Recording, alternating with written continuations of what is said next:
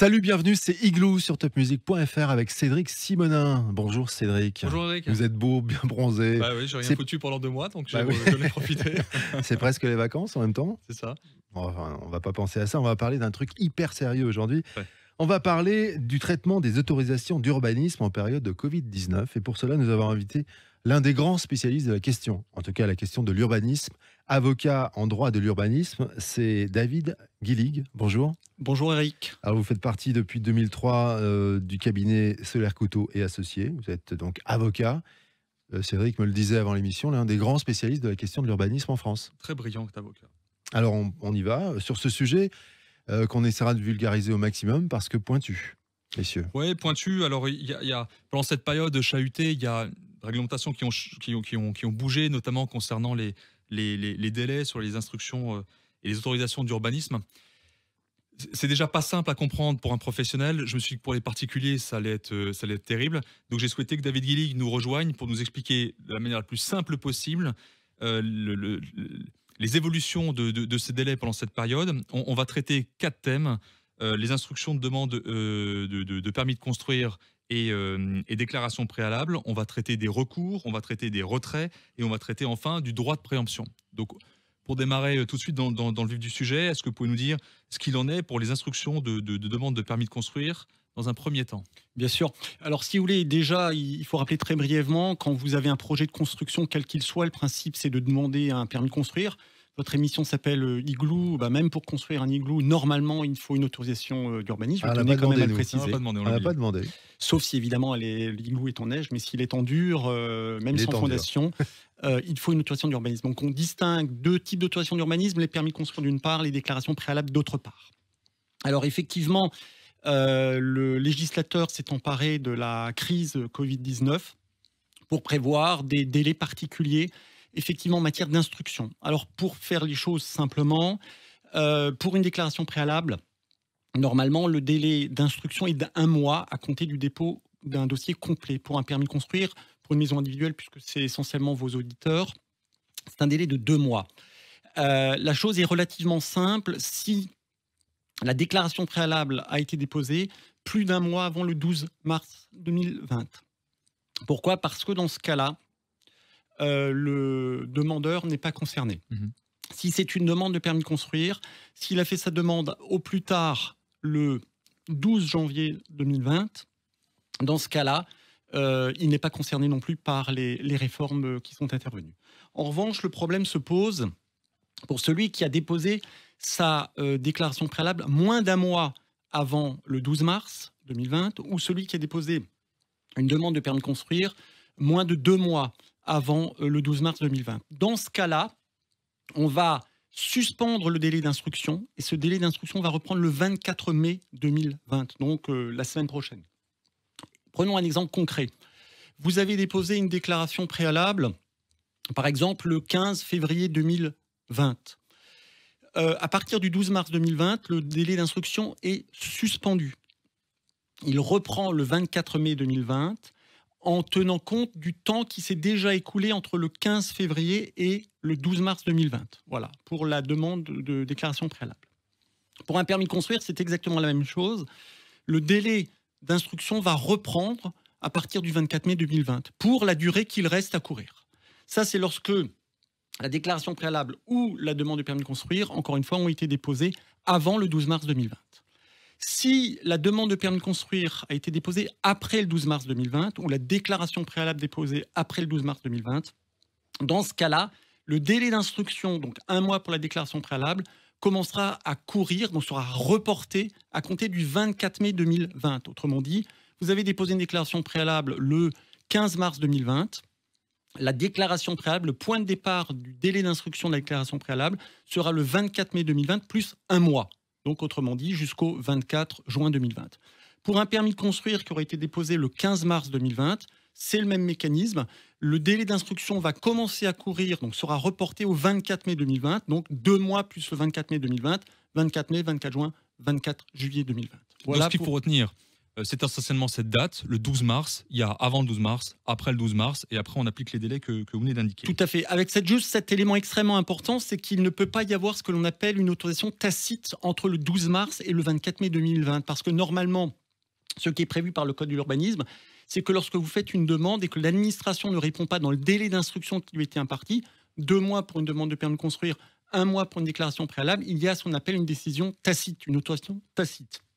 Pendant toute la période juridiquement protégée, du 12 mars 2020 au 24 mai 2020, il ne peut pas y avoir d'autorisation d'urbanisme tacite.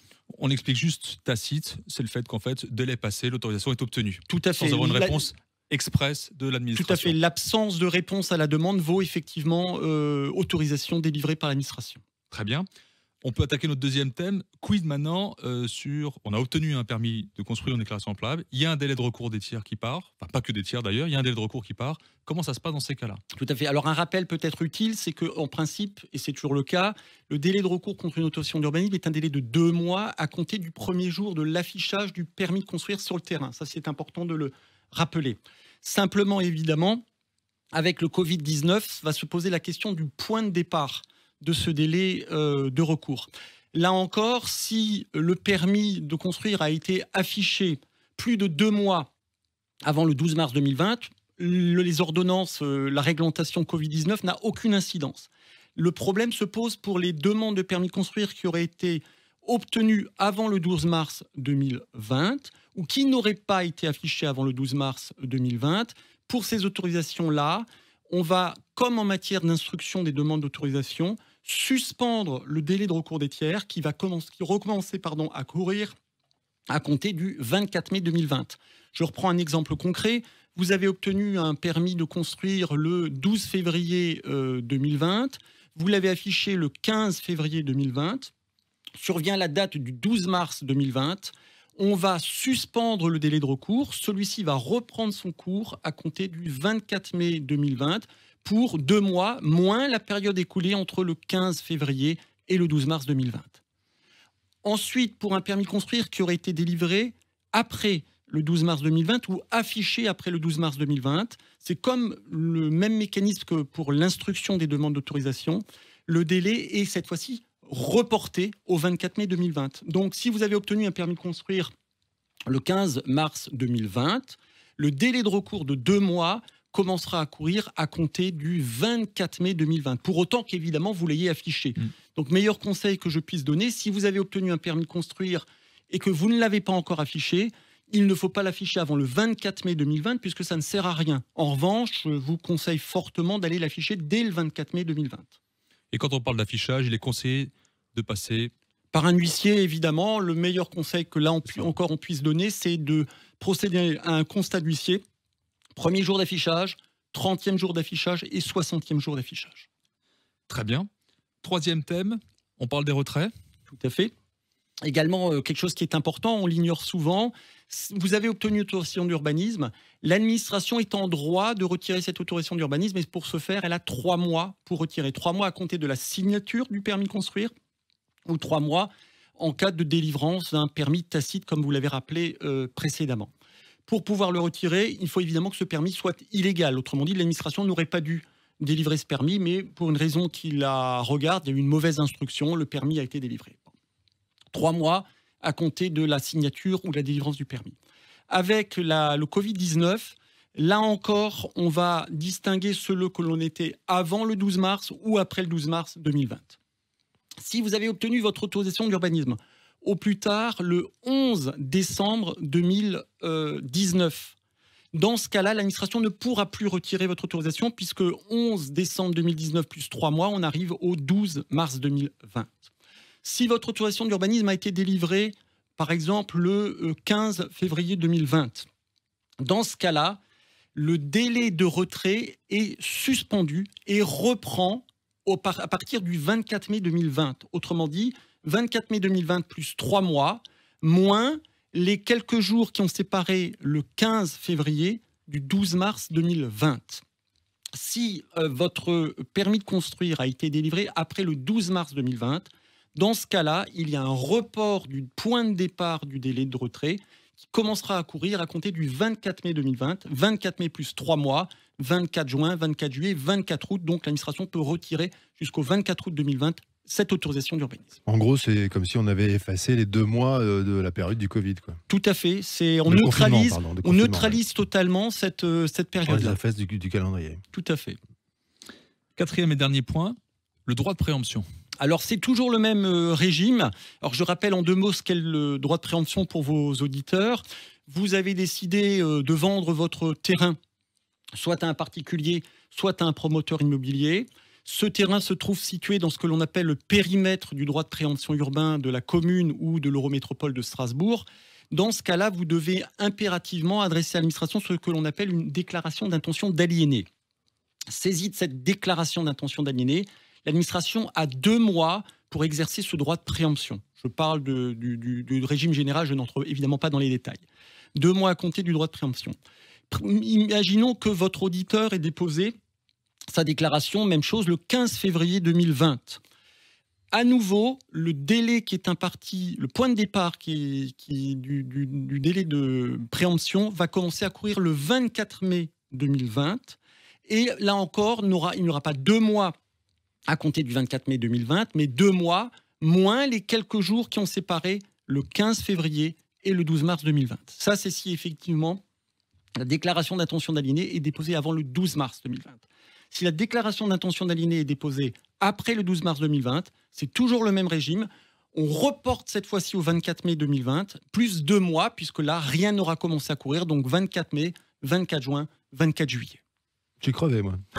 Alors, vous imaginez comme c'est simple. Vous avez vu, là, je crois que c'est la première émission où les gens vont l'écouter avec un stylo et un papier en main en disant j'ai déposé à TEDx, etc.